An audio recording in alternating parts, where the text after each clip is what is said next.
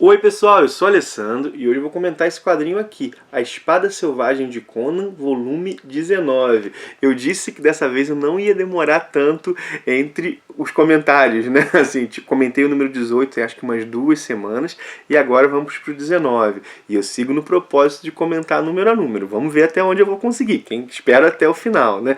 A galera já tava perguntando, e o Conan? E o Conan? Conan é uma das prioridades do canal. Mas vamos lá, né? Esse número 19 aqui, ele traz 3 histórias do Conan publicadas na Savage Sword, né? Em 3 edições da Savage Sword. Primeiro nós temos o Templo do Tigre, que inclusive dá nome, intitula o encadernado, né? Que saiu na Savage Sword 62 de março de 81. Depois nós temos Fosso de Sangue, que é de abril de 81, a Savage Sword 63. E As Crianças de Han, da Savage Sword 64, de maio de 81. Pois bem, né? Essa edição, vou mostrar nos desenhos enquanto falo para vocês, ela mostra um momento inédito nessa coleção aqui. A galera sabe, essa coleção está republicando as histórias do Conan, que saíram na Savage Sword, né? Publicando desde o início, né? Em ordem de publicação. Bom, como eu estava dizendo, aqui é uma edição que mostra uma situação inédita. Porque é o seguinte, é uma edição inteira sem Roy Thomas. Ou seja, tivemos 3 meses da Savage Sword sem uma linha aí do Roy Thomas pro Conan, né? Eu comentei a saída do Roy Thomas na edição anterior, né? Ele se desentendeu lá com o Jim Shooter, sai da Marvel, vai para DC, ele deixa aí a editoria e os roteiros do Conan, né, nesse momento. Assim, né. As histórias dele ainda não acabaram. No próximo volume, no volume 20, vão sair as últimas histórias do Roy Thomas. Pelo menos as últimas por um bom tempo. Depois ele volta lá nos anos 90. Mas isso é papo para quando a coleção chegar lá. De todo modo, assim, né, a primeira coisa que me saltou aos olhos ao ler essa edição aqui é o seguinte, né? Cara, foram precisas 3 pessoas para substituir o Roy Thomas. Ó. Tem a Louise Jones, que o substitui como editor, ela assume a editoria. Tem o Michael Fleischer e o Bruce Jones, que substituem como roteiristas. Ou seja, 2 roteiristas e uma editora. O cara era uma máquina. Assim, o cara trabalhava muito e mantinha uma média de qualidade bem alta. Né? Bem alta. Além da ausência do Roy Thomas, há uma outra ausência nessa edição, que é a ausência de adaptações. Nenhuma das histórias aqui presentes saiu primeiro de um conto, ou de, sei lá, ou de um romance. Não há aqui Robert Howard, não há Sprague de Camp, não há Lynn Carter. São histórias totalmente criadas pelo Michael Fleischer e pelo Bruce Jones, né? Pelo Bruce Jones. São histórias, assim, inéditas. Eu não sei, e assim, a galera que conhece mais Conan do que eu talvez possa colocar aí nos comentários, o nível de conhecimento que o Michael Fleischer e o Bruce Jones tinham da obra do Howard. Assim, né? O Roy Thomas tinha um conhecimento enorme. Mas, ao menos aqui nessas histórias, dá para perceber um esforço de se manter próximo ao que havia sido feito antes, assim, ao que havia sido feito pelo Roy Thomas, né? Antes na própria revista. Né? Claro, assim, né, que sem material de referência, é bem possível que a série ganhe outros rumos. Vamos ver mais pra frente, eu vou seguir comentando, né? E isso pode ser bom ou ruim. É a coisa que a gente tem que... Bom, só dá pra julgar quando lemos, né? Mas vamos às histórias, depois desses comentários mais gerais. Primeira história, o Templo do Tigre. Aí, ó, a primeira história, o Templo do Tigre, que roteiro do Michael Fleischer, desenhos do John Buscema e do Ernie Chan. Sempre que os desenhos ficam dessa maneira aqui, eu fico na dúvida, né, se é algo da impressão ou da própria arte final. Deixa eu mostrar aqui o restante da revista, que aí vocês vão ver como é que está um pouco diferente, né? Mas, bom, já me disseram em outras edições que era algo da própria arte final, que era um pouco assim, mas eu realmente me causa um estranhamento, né?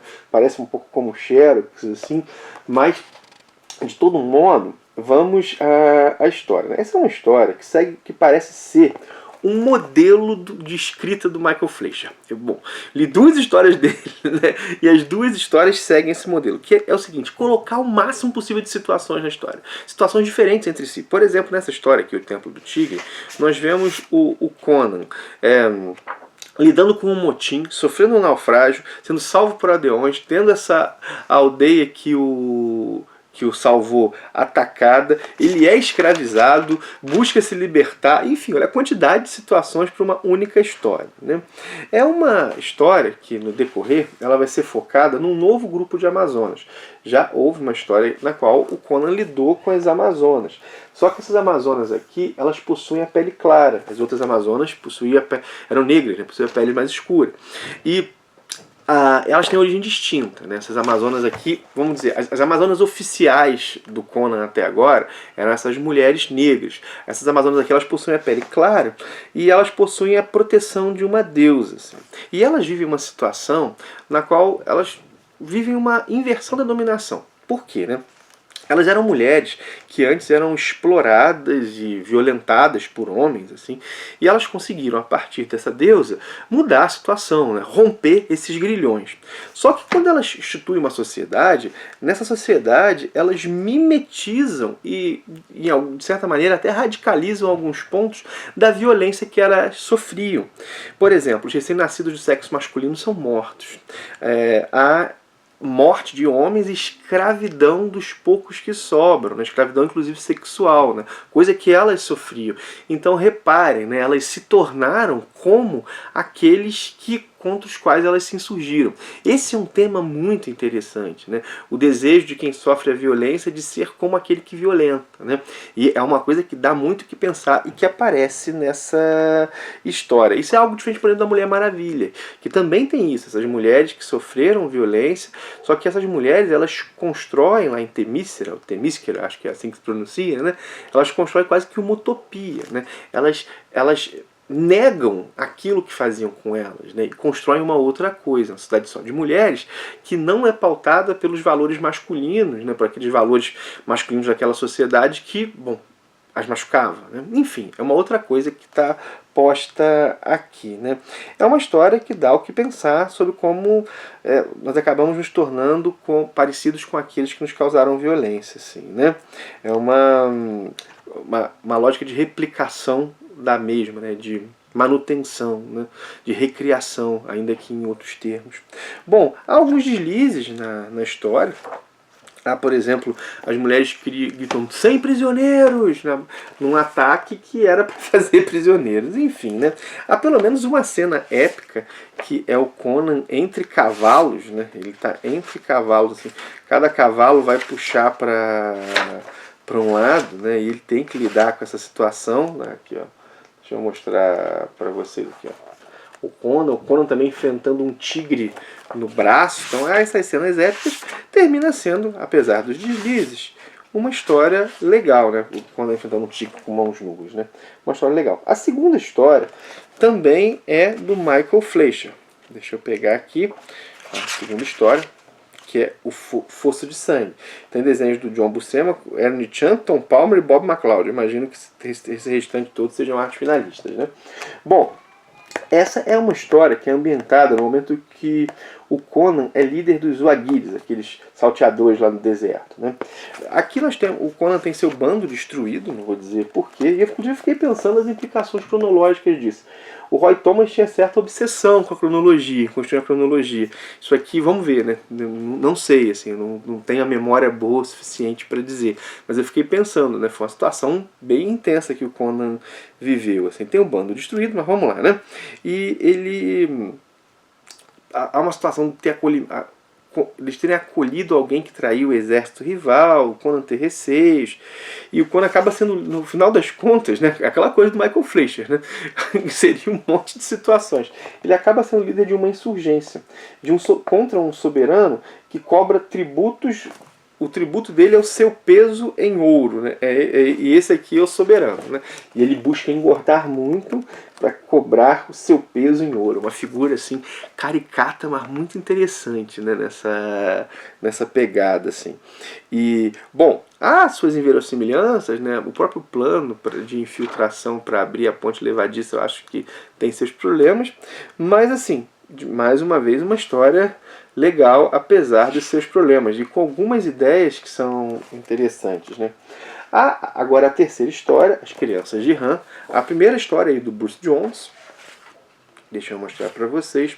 Os desenhos são do John Buscema e do Ernie Chan, mais uma vez aqui, né? Começa aí com Conan caindo aí do cavalo, né? Deixa eu mostrar para vocês. Essa é uma história que, assim, é daquelas histórias mais mágicas do Conan, sabe? E que aqui, conceitualmente, assim, é uma situação bem bizarra, sabe? É o seguinte, Conan acaba tendo contato com uma criança, aqui criança, né? E essa criança, ela envelhece rapidamente, né? De um dia para o outro ela pula fases da vida, né? Vocês estão vendo, né? Então o Conan, ele tem relações distintas com essa menina, né? Tem uma relação que é paterna, inicialmente quase paterna, né? Coisa de um dia assim, né? E depois uma relação que é de amante, né? Embora o Conan busque resistir, né? É uma situação que a gente pensa assim, né, cara, que troço estranho, né? E que, bom, dá para gerar diversas discussões, e é uma história que prometia a partir disso, né? Uma situação que é bizarra, né? Inclusive tem uma discussão moral que se posta, que é posta aqui. A mente da menina cresce junto com o corpo, né? A menina parece ser movida por desejo, mas como é que é isso, né? Enfim, né? Essa é a situação, né? Só que ao mesmo tempo que ela cresce, ele parece enfraquecer. E a história, ela prende pela estranheza. Ela prende pela estranheza, assim. Ela peca, se ela prende pela estranheza, ela peca pelas coincidências, né? Coincidências usadas para explicar a situação que eles estão vivendo, né? É o tipo de coisa que, se melhor trabalhado, assim, daria um terrorzão, sabe? Aquele terrorzão com questões morais bem fortes. Não foi esse o rumo que seguiu, embora o potencial é posto ali. Essa história um pouquinho mais redondinha teria, assim, caraca, uma baita de uma história, né? Faltou esse esmero aí em fechar um pouco. Não vou dizer, não estou dizendo que a conclusão é ruim, mas fechar é de burilar a história, né? Enfim, minha gente, primeira edição sem Roy Thomas, 100% sem Roy Thomas. Seguimos comentando, vamos ver agora a despedida do Roy Thomas na edição que vem, né? Na número 20, que também não vai demorar para ser comentada. É isso, minha gente. Espero ter gostado do vídeo. Não esquece de curtir, de compartilhar aquilo tudo que você já sabe, né? Isso para a nossa comunidade aqui aumentar. Lembra do link da Amazon, está na descrição, caso você vai fazer uma compra nessa loja. Você ajuda demais o canal usando esse link. Vou deixar também o link dos quadrinhos do Conan, quadrinhos e livros do Conan que são vendidos lá. Vai estar tudo aí na descrição, caso você tenha interesse. Tem também o cupom da loja da editora Novo Século, dá 30% de desconto nessa loja da editora, que são produtos deles, né? Quadrinhos e livros deles, assim. Tá aí, e se for fazer uma compra na loja da editora Novo Século, usar esse cupom, também ajuda o canal, além de ganhar os 30% de desconto, né? Que eu acho um desconto legal. Enfim, minha gente, é isso, valeu por ter assistido, um abração e até o próximo vídeo.